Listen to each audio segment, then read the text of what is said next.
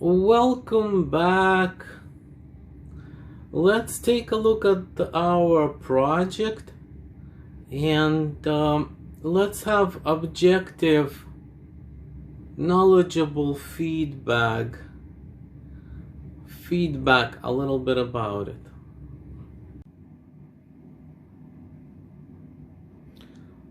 And we were looking at how to go from simpler,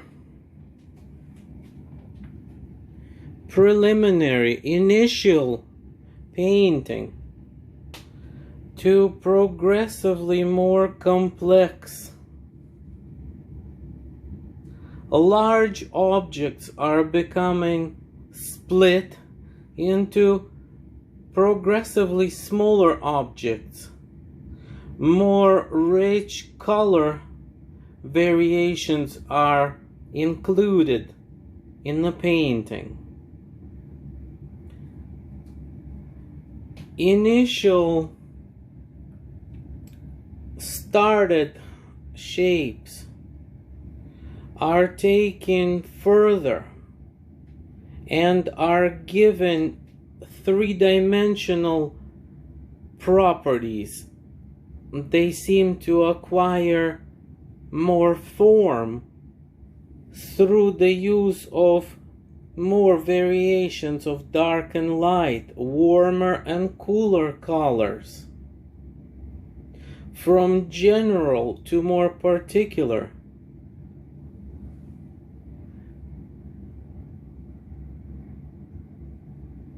And even more particular progressively.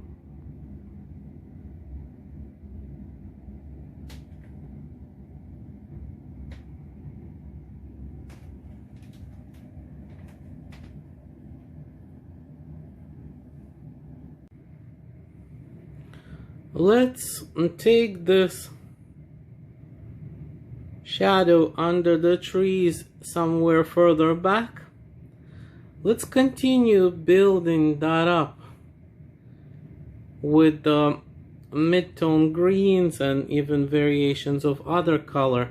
Let's look at how we can continue transferring that notion to this side.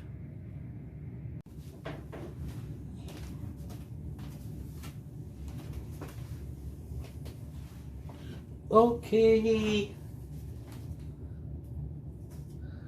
I've got the colors, got the spray bottle and the brush, and I have a rag for wiping the brush right here, water container. Let's mix those. And this is dark and really general here, and I want to move into more subtle greens and more complexity there. So a little bit of black with a lot of yellow and a tiny bit of white is gonna give me a beautiful looking natural, like olive and like subtle type of green. And I can take my brush with the mixture and compare it to what's already existing, and I can determine whether the color I've mixed is suitable for proceeding, and then I will look at my reference and evaluate my image. Hopefully I'm not painting with just one color for the whole thing. I am mixing another variety of that color. I am creating brush marks, brush strokes that are describing the surface. If I want to show the side of the tree, I will go like this on a vertical, and then I can move a brush stroke on a horizontal less repetitive and more carefully chosen mode for painting, guys. Let's get more more particular and choose and do a bit less with a lot more intelligence about what we're doing.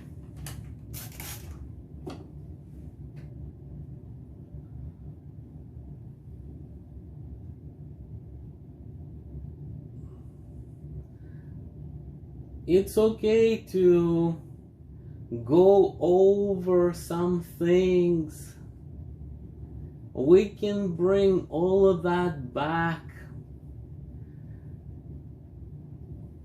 We are expecting to make some errors, and then we are fixing them as we go along. There is no jailer or policeman watching me paint and giving me the rules. I can experiment, I can make a few steps forward and then make a few steps backwards. My attitude is not to expect from myself anything other than sheer play. We are just playing with our colors.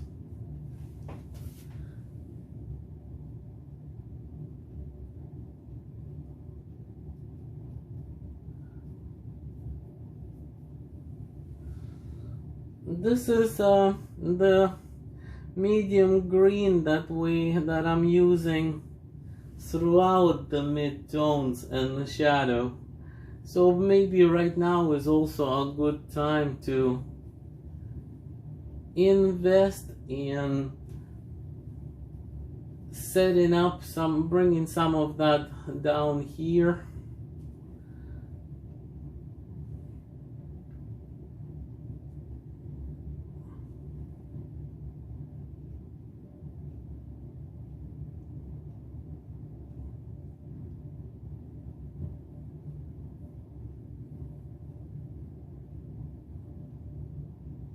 I'm looking for descriptive brush strokes. What does that mean? The brush strokes or the marks of paint are describing what is being painted. Primarily, this is a surface that needs to say, like, I got lots of rows of dimensions, like, you know, rows and rows and rows of grass going back with shadow and light information in there. So before anything that looks like a detail, I am setting up descriptive movement for the entire area with the movement of the brush. So maybe these are tops of clusters of grass that are more lit than other. So there might be shadows within the grass that's represented by this darker previously painted surface. And now we are breaking that up ever so carefully and with a lot of thinking and with a lot of awareness that, you know, this is just setting up a bit of light within the shadow that's not competing with the highlight or with the area that's not within the shadow. I would advise to go and look up your favorite painters in the world of fine art and look at their work and take a really close look at their work and see how they resolved similar challenges. How did the Impressionists paint forest or park? Take a close look. It's visible, and you will learn a lot from masters. I investigate into the findings of masters of painting nearly on daily basis. I just learn from examples. And my attitude becomes more like, ooh, I see what Monet is doing. Now I'm going to apply that method too. Ooh, I see what Van Gogh is doing there with these big brush strokes. Wow, the colors that are used. How did he or she come up with this? How did he know to use this color? Why is he using such a bright red on the leaves of the green?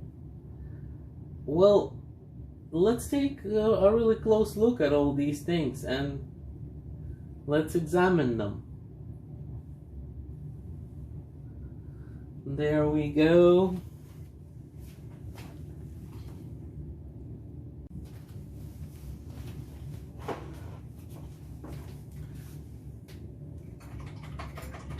I'd like to go into these elements, these verticals, also known as trees. They're just shapes within the picture, and let's give them a little bit more care, and let's get them to be a little more three-dimensional and a little less general. I often go back to the form, to the outline of the form, and correct it slightly.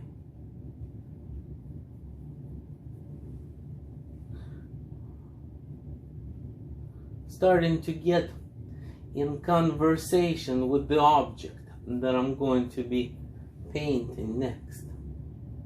I want to get a feel. I want to get in there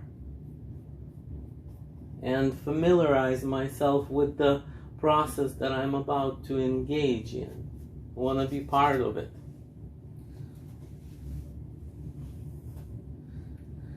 And we've seen that mixture of dark red and black with a bit of white is giving me these really nice looking gray purples.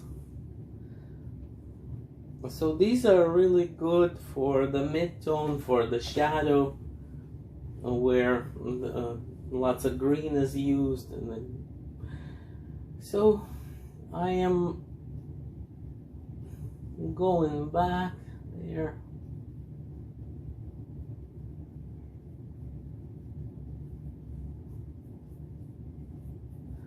From general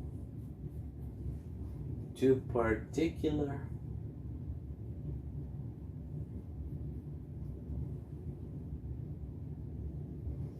And then mixing some yellow into that color is gonna give me a variety of red browns. That might be really nice there as well.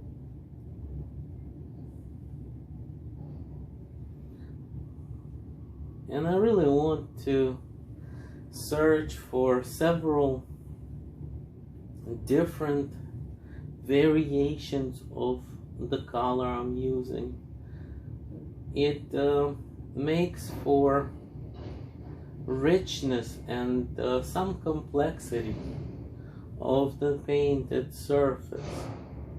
So your painting is gaining tiers and tiers of complexity. It's not overly complex, you know, but it's satisfying to see a richly painted surface, less predictable and more awe-inspiring.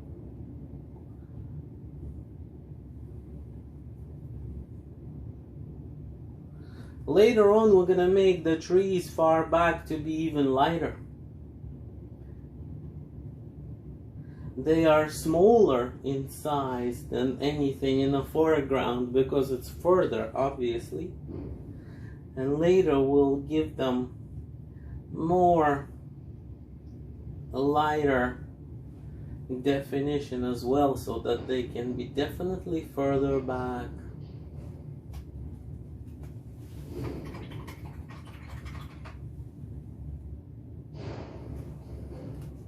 Let's also mix white with yellow and a little bit of that previous green that's off to the side of it, right here. And that's gonna be my the theme of color that's coming from the highlight area. That's really suitable for that area. It's kind of yellow, kind of green, has lots of white in it. It's really opaque, it's not transparent. And let's bring back continuous feel of light. You know, there are shadows and there are also light masses there that we're working with, dealing with. So it's good to keep them in check. Check mark, check mark. I got my balancing out of my lights and darks. I step back to review my progress. And this is now a fairly general painting. You know, there's gonna be detail introduced to each one of these areas. The further we go, the more detail we introduce. Make a note that you can shape the existing look of shadow. You can cut into that and break it up and make it more complex over there. You can spot in your reference where else do highlights or light surfaces sit or exist, and you can indicate them. Keep having them. Keep how would I word it best? So I am attending to all of the parts of the painting little by little without finishing anything. So keep an eye that nothing gets lost in the process, so that, or you know, not too much gets lost. So, and then it's gonna form a really interesting lighter shape overall. And then we'll progressively make it more complex.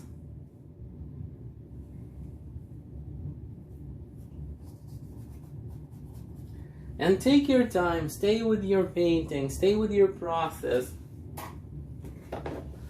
We're not giving up on ourselves.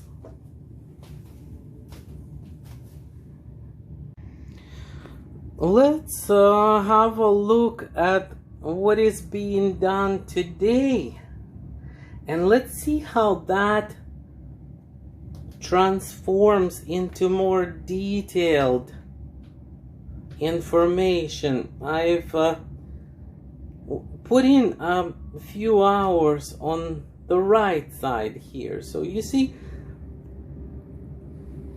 this is quite general. And over here we have a lot more color information, more particular brush marks.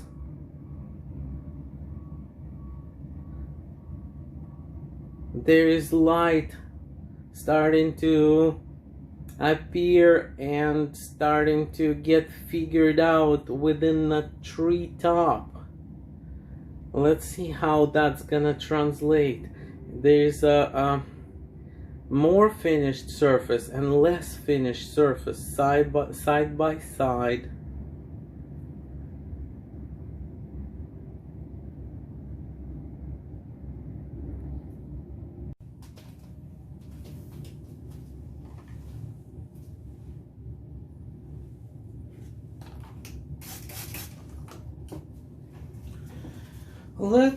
Let's move forward. Let's notice what is my strategy here in the far back behind all the trees and the space there. What's happening there? Well, there is secondary, less prominent versions of colors that are used throughout the picture. They're introduced there. Let's compare. Right now, I am looking at relatively vibrant and darker greens and browns and even nearly black. And that's closer than the far back information. Yet, this far back information is in competition with the closer area. So let's move it towards the back. I will need lighter versions of green that I used in this area to go here, so that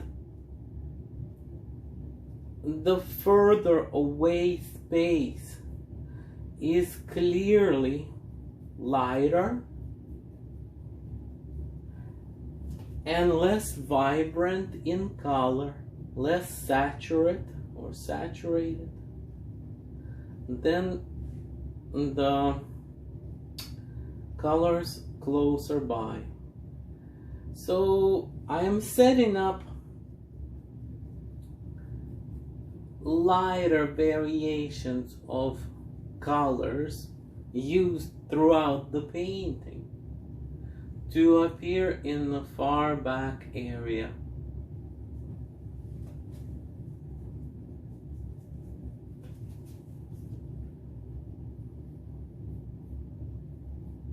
We are seeing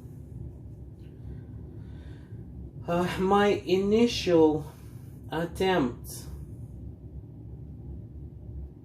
when I spend some time with the painting outside recording. I will be able to zoom in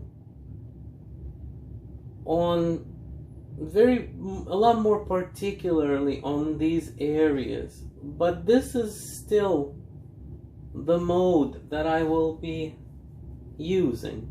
I will figure, okay, this has to go lighter, and I need a lighter green there, and I need a lighter gray purple there.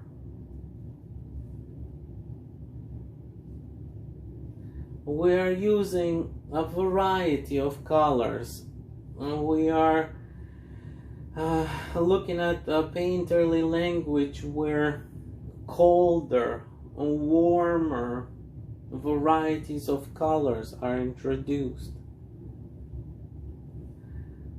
I am painting with color palette that's offering some complexity to the eye of the viewer who is viewing this painting, and I'm the first viewer to see the painting.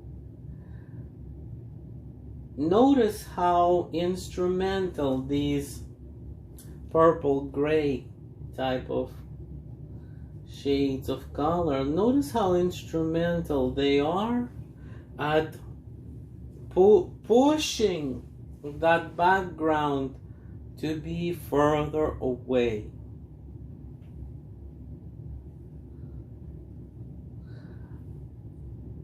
I would like to be reserved.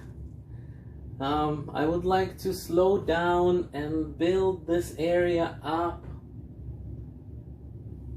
with the attention that it really needs from me. I will get really inspired, really excited about the image that I want to paint. I will mix frequently to produce richer, diverse variations of colors. I will use angled directional brush strokes that will be describing areas of light and dark within the trees far back.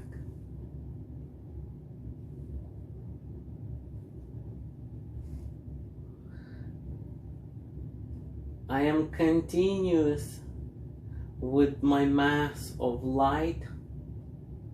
I want to bring that into other areas close by so that there is a correlation between the notion that there is light moving through and shining throughout many areas of the forest, of the grove.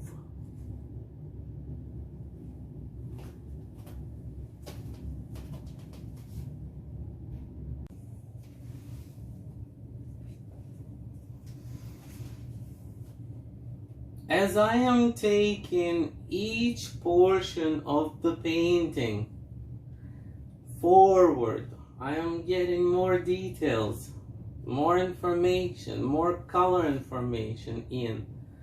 I'm also getting more color information up top here.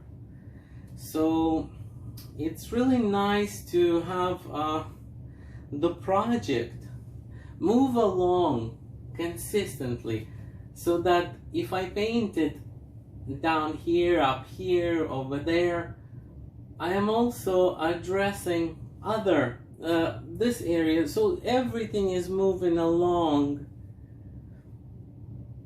together. There's a balance produced through attending to all of the areas of the painting.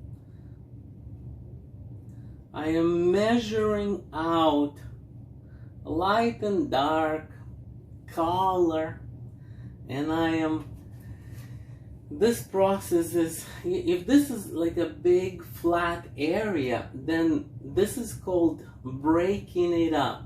I'm gonna break it up with other information, clusters of lighter green, let's say, to represent light areas within the foliage of the tree.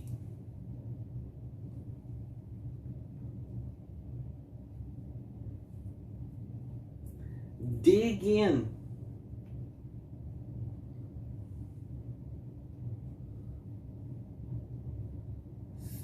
I think a lot before I place something new, because I want to keep some of this dark to be visible from underneath the new additions, so that there's a sense of three-dimensional form.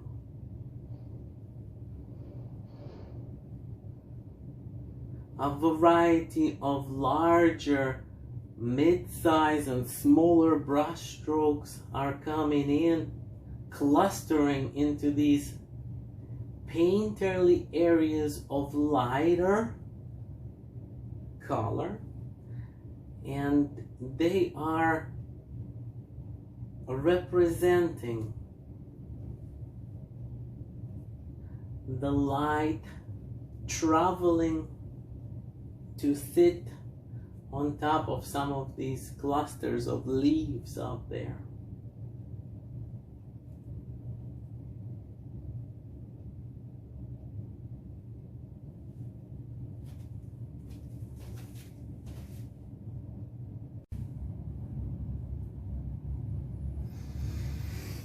Let's look at the close-up area, and let's see what I'm doing with the brush, and what is the movement of the task. I am looking with a really keen interest for subtle changes in the up and down and over shapes, the edge of light and dark, some light beneath the objects, merging with the shadow, interacting with the shadow. This is too general. I want to cut into that, establish more particular, more diverse, more complex edge.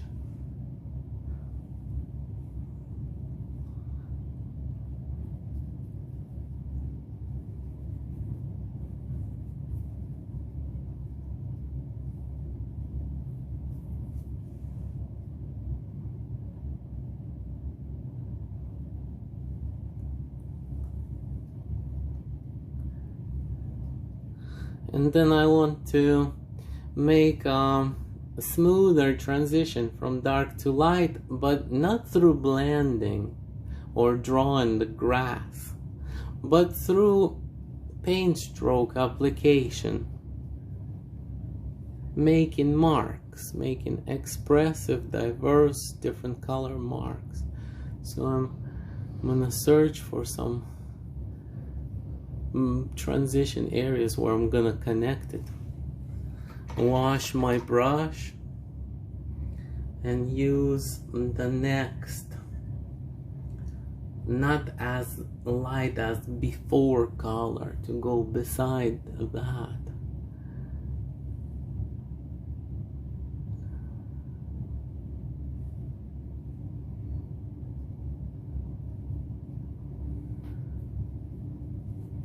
Another type of green. And then how about some of that in the shadow on gray, like you see this color, this gray purple interacts really well with green and yellow green, or yellow, because it is complementary to yellow. Any gray or purple would be a purple beside yellow anyway. And so it's a good next color for this area. In fact, we see quite a bit of colorful gray in landscape and in nature, in viewing in general. Look within the shadow or half-tone properties, you'll always find these varieties of gray with color in it. It's glowing with different colors. So maybe that, maybe another a brown with or a reddish brown, or let's see what else we can. That looks a bit pink.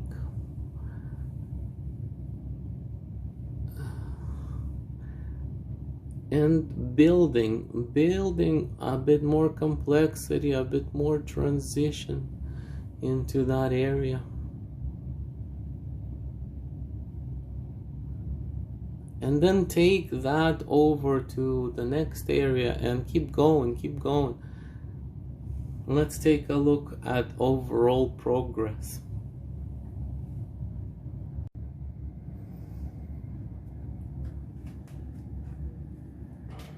And there it is.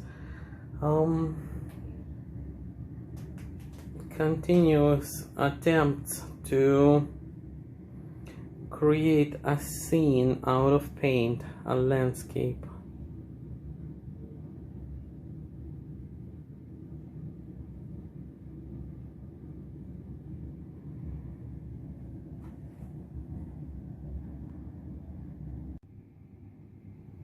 Another view of the overall progress.